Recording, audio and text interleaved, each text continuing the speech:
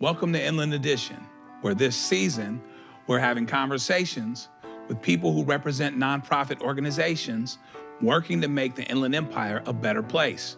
My name is Joe Richardson. I'm an Inland Empire resident, an attorney, and your host. And today we're going to chat with Chris Burns, the CEO of Boys Republic. Boys Republic and Girls Republic are private, nonprofit, non-sectarian schools and treatment communities for troubled youth, with campuses located across Southern California, including Chino Hills.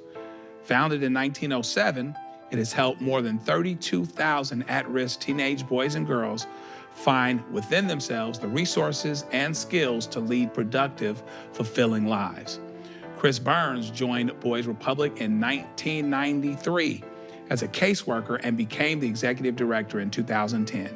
He is an avid proponent of the nonprofit's Nothing Without Labor philosophy, firmly believing it fosters responsibility and accountability, and resulting in the youth served by Boys and Girls Republic taking ownership and responsibility for themselves and their lives, including their past actions and their futures.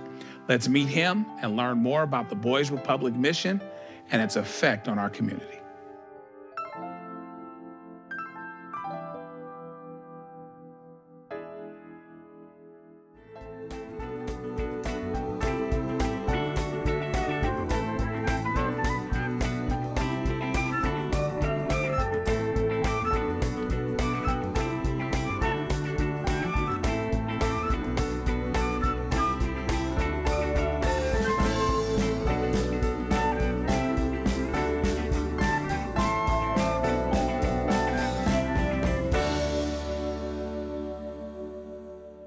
All right, and doing the community well, I've got from Boys Republic, Chris Burns. How are you today, sir? I'm great. Thank you for the invitation. I'm glad that you're here.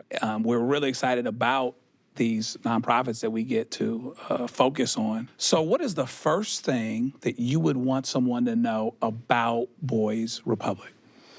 Oh gosh, there's so many things. I'd probably say Boys Republic, we're actually boys and girls. So I usually want folks to know that we serve both, but it's mostly that we're trying to make an impact with at-risk teenage youth and propel them in a much more positive direction than the manner in which they came to us. Now, you have been there for a minute. I have. 31 years? Yes, I'm in my 31st year right now. So how did you guys converge? So yeah, I've got to be honest, it was a bit of an accident. I grew up in Chino Hills before it was a city, so I knew of Boys Republic. And my employer, as I worked through high school and college, knew the organization and the executive director, and he knew what I was studying and thought, you know, he pushed me and nudged me that way. I started working there while I had my master's degree and was working on a doctorate, and thought it was going to be a step on the way to private practice or something along the way, but I got hooked. I found that what we were doing in a 24-hour residential setting, I wasn't seeing replicated anywhere else. I'd worked in college counseling centers and private practices and hospitals, and there wasn't the amount of change and the amount of impact anywhere I was learning like I was experiencing at Boys Republic. So 24-hour residential setting, tell me how Boys Republic comes across its clients. Is that what we call them? How did they come across them? Yeah, we say clients, we say students. So the youth that come to us, they come from a variety of backgrounds, essentially in need. They've been struggling academically. There might be some family turmoil, but the single unique factor that gets them specifically to us is they made a decision that got them in front of a judge. So judge makes the determination that they need more than they can be served with in the community. So they're given the opportunity to go into a residential placement like ours, where we've got schooling and counseling and vocational training and family work and things designed to really repackage their life and their choices in a way that they can go back home and be far more successful. Okay, great. And so give me a sense for the age profile. Who is the profile of the person that ends up being your client/student? We're essentially high school age, so we'll go a little low to 13, and they can be in our main program. They can turn 19 there, and then we have some transitional housing programs for youth that they can go into their early 20s. Ultimately, because kids in the child welfare system historically have been at greatest risk for ending up homeless. So I've been fortunate to be part of an organization that's been had great deal of foresight and willing to do things that weren't already in the system. So 25 years ago, they built a transitional housing complex before the world became as aware it is right now of just how big the homeless problem is, especially for child welfare youth. So tell me about your site. It sounds like you've got some other things, and it sounds like to me that the girls component is at a different site, but you still use the main site with them. So let's talk about the sites. Okay. We're blessed. Our founder found this little piece of property, 200 acres in Chino Hills, we were founded in 1907 and came to that property in 1909. On that property is a full public high school, necessary small school, so only 100 to 150 youth there at any given time. Cottages that the students live in, a variety of just sort of functional administrative buildings. One of the really unique aspects is we really focus on vocational training, career technical ed. And so in the last few years, we built a teaching culinary center there. There's an indoor and outdoor masonry classroom and a variety of things.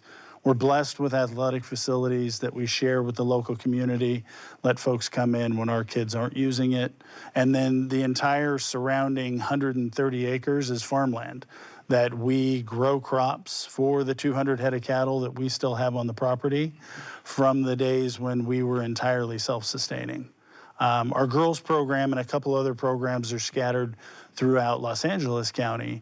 But the vocational experiences are unique to the campus, so we bring them out and give them a full opportunity to experience and learn in those as well. So tell me about your on-site capacity. How many kids do you house?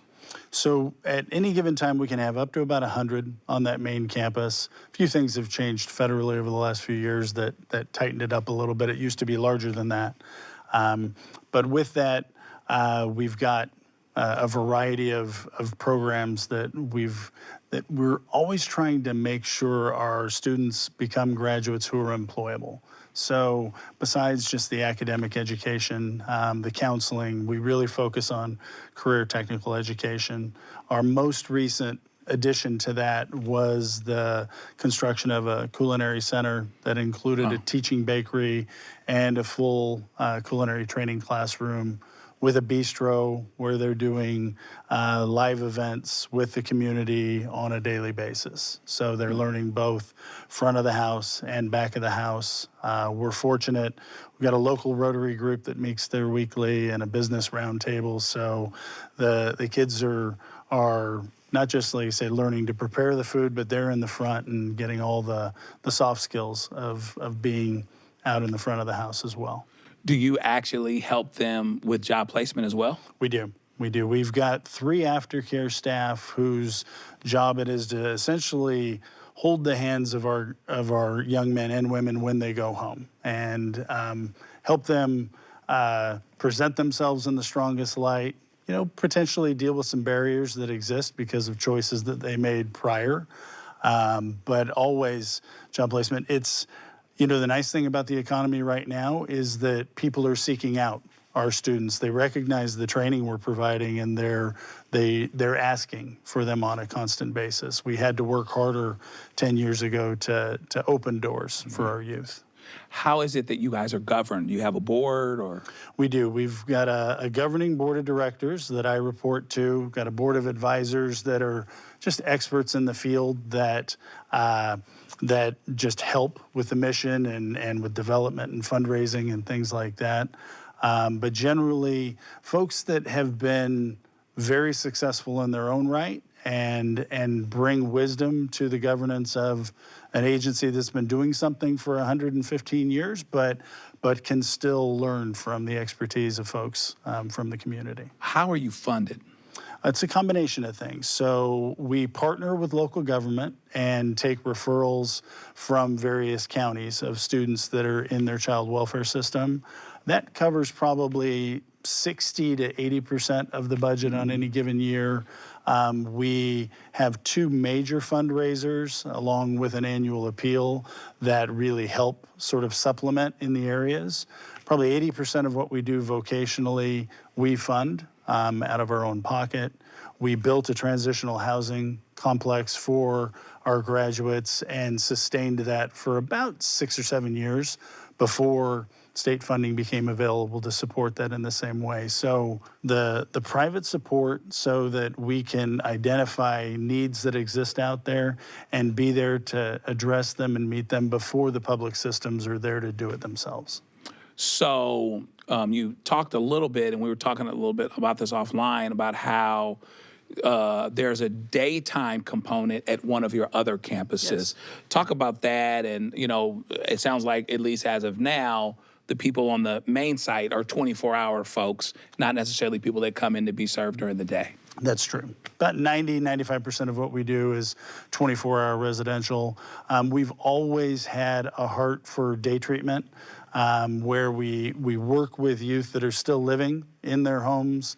They come in for the school, the counseling, and maybe a small piece of the vocational component. We do that at our Monrovia facility and have historically had some of that on the main campus in Chino Hills as well. It's always something that we would do more of, because ultimately our goal, even when we take them in residentially, is to bring them home and send them home successfully. So if we can make it so they never had to leave their home, that's a win. Tell me about how, and you've done it for 31 years yourself, and so I'm sure you're very cognizant of the history of the organization and the institutional knowledge related to it. How, in your view, have needs changed over the years, and how has your organization evolved to meet those challenges? So I think the fundamental needs of youth, children, adolescents are similar, especially those that are coming from families that are challenged, whether they're challenged economically or they're challenged because you might have an incarcerated parent, you might have parents with substance abuse issues. Those situations produce very similar looking adolescents for us to work with. I'd say the biggest change in the last decade or so is the type of substances that our youth are struggling with, and the prevalence of mental health diagnoses. I would say especially our specialty is working with kids in the juvenile justice system. And historically, while they may have had a variety of issues around delinquency and poor choices and who they were spending their time with, gang membership and affiliation, things like that, we're seeing the lion's share of everybody referred now has that, in addition to a more serious mental health diagnosis than we saw for the first 100 years. Wow. So tell me about day-to-day structure. Take me through an average day for, someone that is just getting on to the campus, just coming into the program. So the Republic part of Boys Republic is intentional. So we have a functioning student government. We, in a different way than a normal high school, we really believe that the kids need to have ownership of decisions and choices. So that starts from wake up in the morning. They have responsibilities around the cottage that they need to take care of every day, beyond just their own room. Go down, have breakfast, then go to school.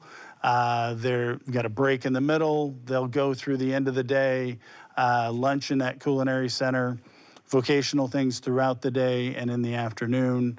They'll move into an intramural program, a variety of other just sort of learning opportunities in the midday. One of our absolutes is we do group counseling on a daily basis. where this is where that Republic component comes in. So it's not simply relying as, say, me as the mental health professional working one-on-one. They're sitting daily in group with their peers and staff who are helping facilitate conversations that move them towards better choice making down the road. Then they'll have dinner. Some may have jobs that are kind of mixed in throughout that. Kids that are doing well in vocational learning environments might be offered paid work to do something. Then in the evening after that, there's going to be some other kind of counseling component, a substance abuse component. There's not a lot of free time in there is what you're kind of picking up from my conversation. We keep them extraordinarily busy. Try and get them on the phone with their families as much as we can so they remember what they're working for. Tell me about a success story that keeps you going. You know, I've got two. I'm gonna tell you. Sure. The one that I learned, this is early on when I was coming in. I had my master's. I was pretty certain I was just this incredibly effective therapist. I was working with a young man who was there because he had murdered his father. It was in self-defense. He was abusing his mother, but he stabbed him in the chest in order to stop that from happening. And he may have been the most serious person we had taken into the program to that point. He and I had worked together for months and months and months, and I worked the late nights because I had mornings off for school. So we would spend time playing dominoes. He was incredibly smart, and we would talk through the kinds of things, the traumas that he had lived with, and trying to move him forward. A few weeks before he graduated, he got into a fight in the program, which was uncanny. It had not happened, and did a pretty good job in group discussing it. But later came to me and said, Chris, you know, I owe you an apology.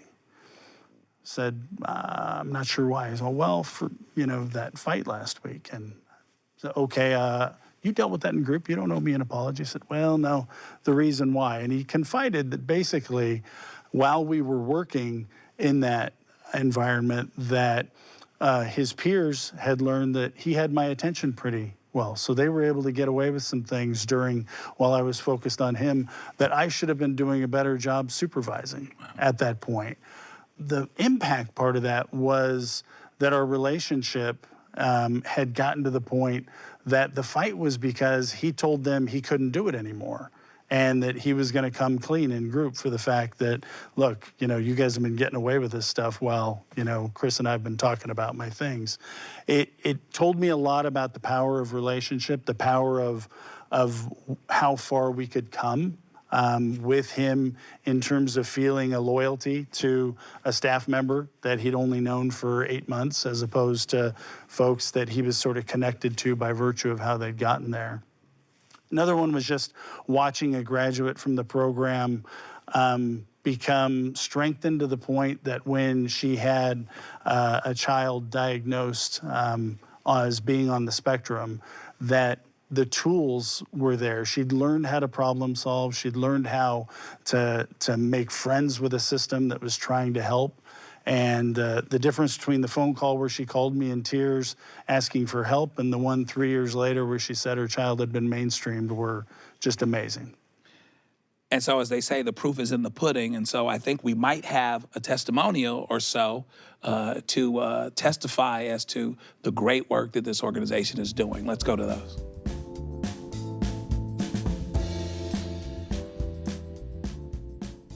I came to Boys Republic in 1998. I was 16 years old. You know, basically was a street kid, just running around the streets, very limited parental guidance or anything like that. Eventually committed, you know, a crime and was sent to Boys Republic. So growing up, I knew I had some positive qualities. I really enjoyed sports. I kind of excelled in the sports that I did play. I always thought that would probably be my out, you know, but my parents didn't see that. They didn't feel like that was an important kind of step in my life. I don't really think they've ever even attended one of my football games or baseball games or anything like that. So for them not to see any kind of potential, I kind of gave up on myself, gave up on sports, and that's when I really started getting into trouble. And then coming to Boys Republic, and then, you know, people seeing just the little glimpses of hope and acknowledging that and pushing you to get outside of your comfort zone and to continue to push and strive, and then encourage you the entire time. That wasn't just my staff, that was also my peers. My peers, we did a lot of encouraging each other and pointing out some things that we need to continue to work on, but also acknowledging the potential that we had. So, yeah, my experience at Boys Republic, I'd probably sum up as transformational. And if I had any advice for anybody that was, having to go through a place like this, I would say your mentality is everything. Your open-mindedness to try stuff that is new, and ultimately see this as an opportunity and not a punishment. That if you can have that mind frame, then the world's your oyster. I mean, Boys Republic has so many opportunities for young men and women. If you could just get past that initial thought of doing time. When I was 16, I got in trouble at school, made some decisions that got me put on probation. And my mom gave me an option of either coming to Boys Republic and receiving treatment, or my other option was Mexico. I graduated in my program, my Boys Republic program with honors in 1997, and then went back to my regular community high school and then graduated high school from there. It's become my second family. They've always been there when I've needed anything through the years, as a student, and now on the flip side as an adult and as a staff member for now 25 years. There's nothing that Boys Republic hasn't always been available to help with.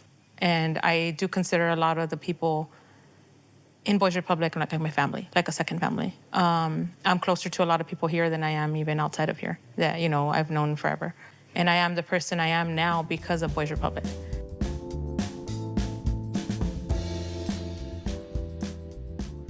So you've heard the terminology, the more things change, the more things stay the same. Yes. We're going to take advantage of the fact that you have 31 years of experience. Right. Tell me the things, you've talked about it some, but tell me the things, or maybe the one thing or two that you've seen really change about the kids that you serve, and the things that seems to hold true that hasn't changed at all. Sure.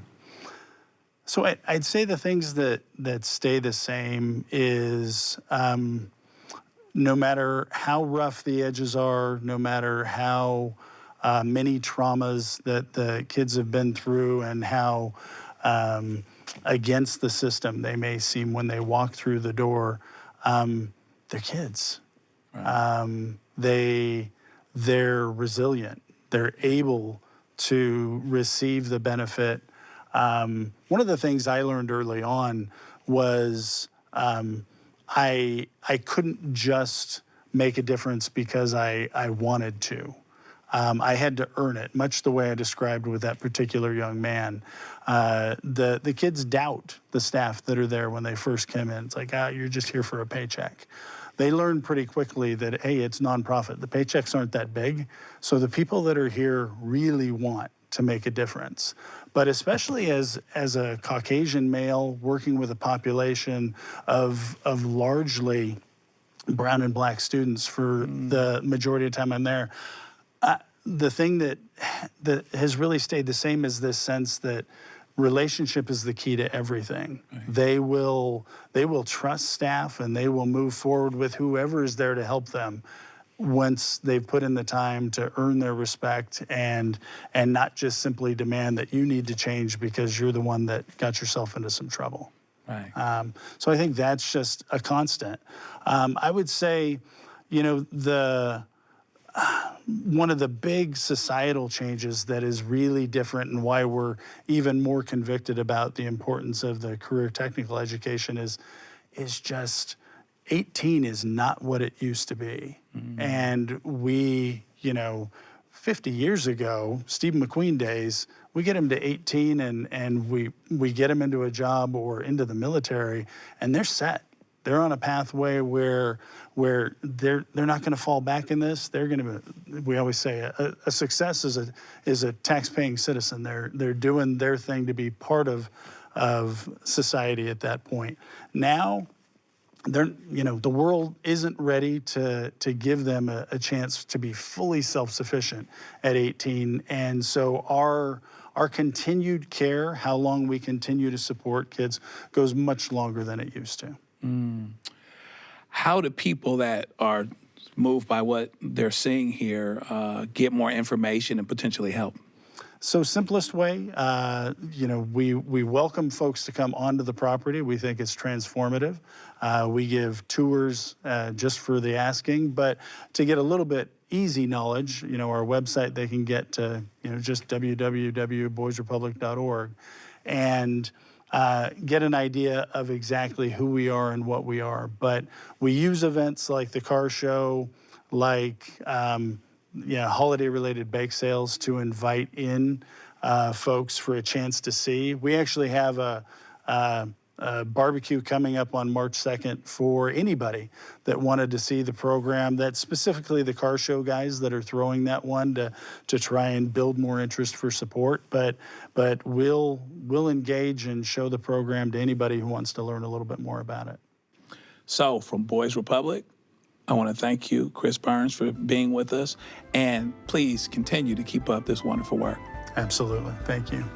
So we want to thank you for joining us on Inland Edition. Please continue to join us while we highlight the life-changing work done here in the Inland Empire, one conversation at a time. Until then, see ya.